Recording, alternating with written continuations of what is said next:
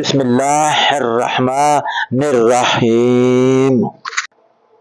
صحیح بخاری کی حدیث کے مطابق مکمل مذہب رسول اللہ صلی اللہ علیہ وسلم نے ارشاد فرمایا، اگر کوئی ایسی چیز ایجاد کرے جو ہمارے دین کے اصول کے مطابق نہ ہو تو وہ چیز مسترد ہے۔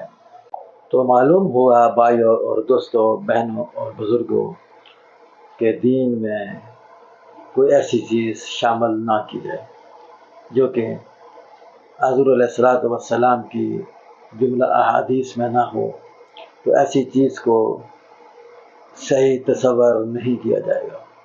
اس طرح کی حدیث کو ضعیف حدیث کہا جائے گا، اور جو کہ نہایت برا عمل ہے، اور نبی کریم صلی اللہ علیہ وسلم نے اس کو مسترد کر دیا ہے۔ تو میں اور آپ ہمیں چاہیے کہ ہمیں وہی دین خود بھی اپنانا ہے، آگے بھی اسی دین کو لے کر چلنا ہے جس کی ہمارے پاس اتھینٹیکیٹڈ احادیث موجود ہوں، تو انشاءاللہ تعالی ہمارا پھر عمل رائے گاں نہیں جائے گا۔